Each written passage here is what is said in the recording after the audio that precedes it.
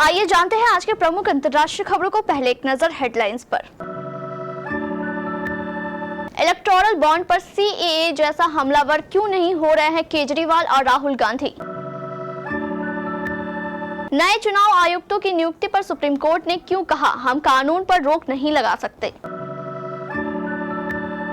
लोकसभा चुनाव की तारीखों का कल होगा ऐलान, चुनाव आयोग दोपहर 3 बजे करेगा घोषणा।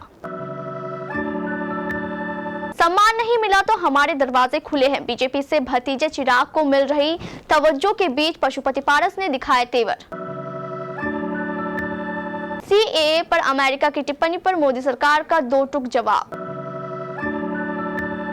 मध्य प्रदेश के सरकारी कर्मचारियों को होली से पहले मिली बड़ी सौगात, मोहन सरकार ने महंगाई भत्ता 4% बढ़ाया।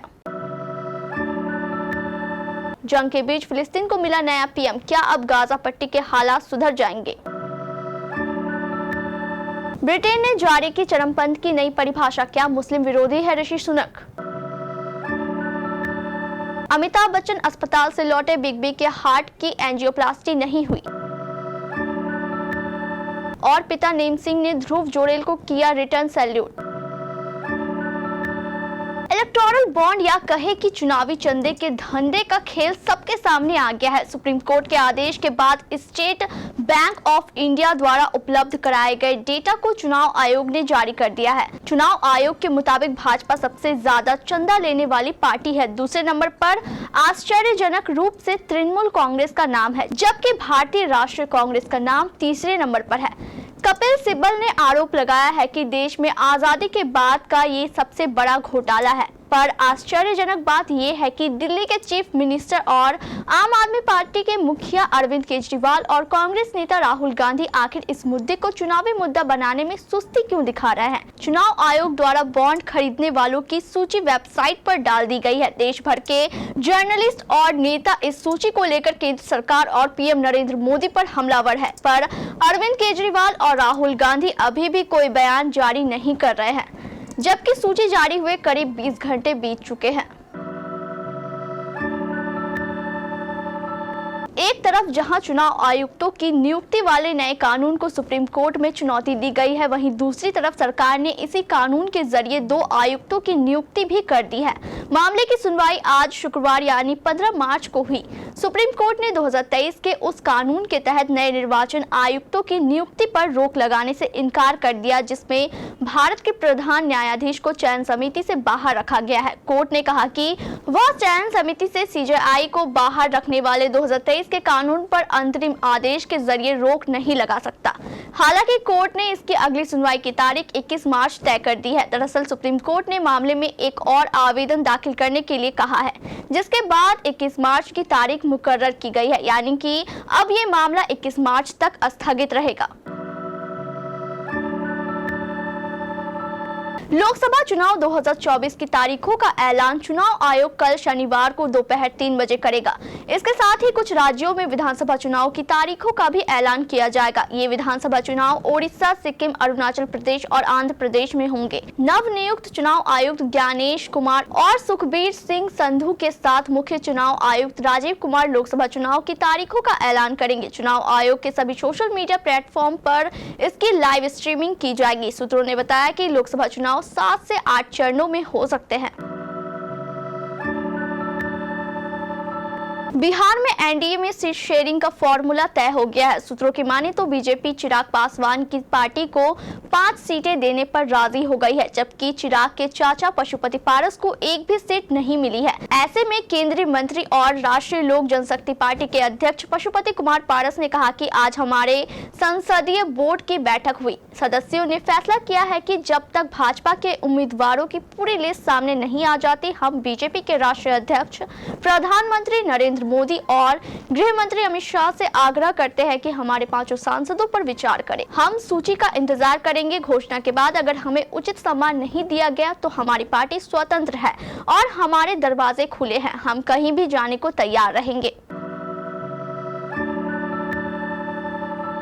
नागरिकता संशोधन कानून यानी CAA को लागू करने को लेकर केंद्र सरकार की ओर से जारी नोटिफिकेशन पर अमेरिका की टिप्पणी पर भारत सरकार ने बड़ी प्रतिक्रिया दी है।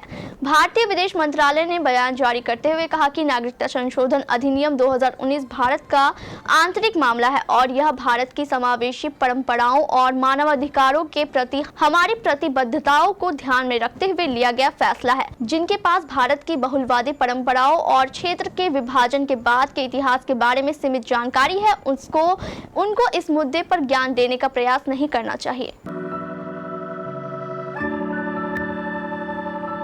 मध्य प्रदेश की मोहन यादव सरकार ने लोकसभा चुनाव के लिए आचार संहिता को लागू होने से एक दिन पहले बड़ा फैसला लेते हुए राज्य सरकार के कर्मचारियों का महंगाई भत्ता बढ़ा दिया है। राज्य सरकार ने महंगाई भत्ते में 4% का इजाफा किया है, जो कि अब बढ़कर कुल 46% हो गया है। वित्त विभाग ने आदेश जारी कर दिया है। इस बढ़ोतरी के बाद महंगाई भत्ते की दर 1 जुलाई 2023 से कुल 46% हो गई और कर्मचारियों को इसका लाभ 1 मार्च 2024 से मिल रहा है, जिसका भुगतान अप्रैल 2024 से हो जाएगा। इस महंगाई भत्ते में वृद्धि का लाभ मार्च महीने के वेतन के 7 अप्रैल में होने वाले भुगतान में किया जाएगा।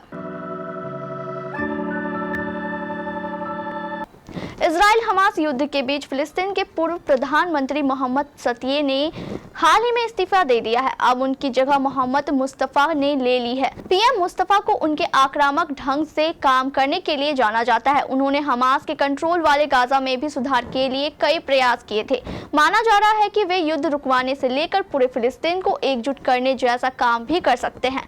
फिलहाल गाजा पट्टी पर हमास का कब्जा है, जबकि वेस्ट बैंक में फिलिस्तीनी अथॉरिटी काम कर रही है। अगर हमास प्रमुख राजी हो जाए तो दोनों इलाकों के लिए एक नेशनल सरकार बन सकती है।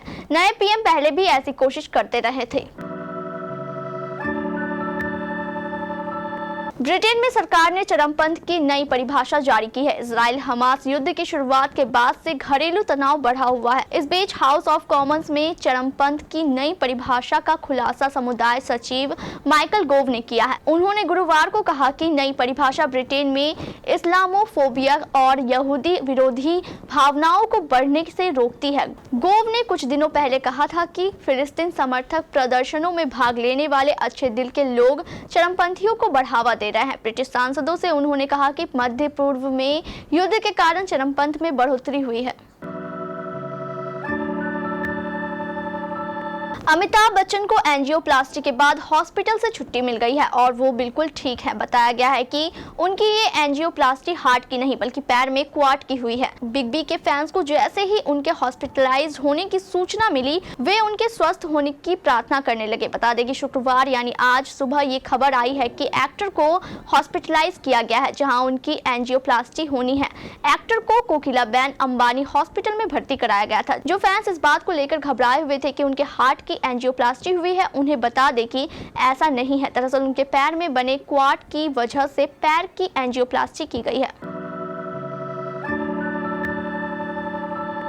इंग्लैंड सीरीज में अपने प्रदर्शन से सुर्खियां बटोरने वाले ध्रुव जुरेल और सरफराज खान ने एक मीडिया रिपोर्ट में प्रदर्शन को लेकर खुलकर बात। इस दौरान जुरेल ने अपनी विकेट कीपिंग धोनी संग उनकी तुलना और T20 वर्ल्ड कप में खेलने की संभावनाओं पर बात की। जुरेल ने कहा कि वह फिलहाल वर्ल्ड कप को लेकर किसी तरह का प्रेशर नहीं ले रहे हैं, जो होगा सो होगा। इस दौरान एक इमोशनल मोमेंट भी सामने आया जब ध्रुव जुरेल के पिता नेम सिंह ने अपने बेटे को सैल्यूट किया। जुरेल के पिता भारतीय सेना में रह चुके हैं और 1999 के कारगिल युद्ध लड़ चुके हैं।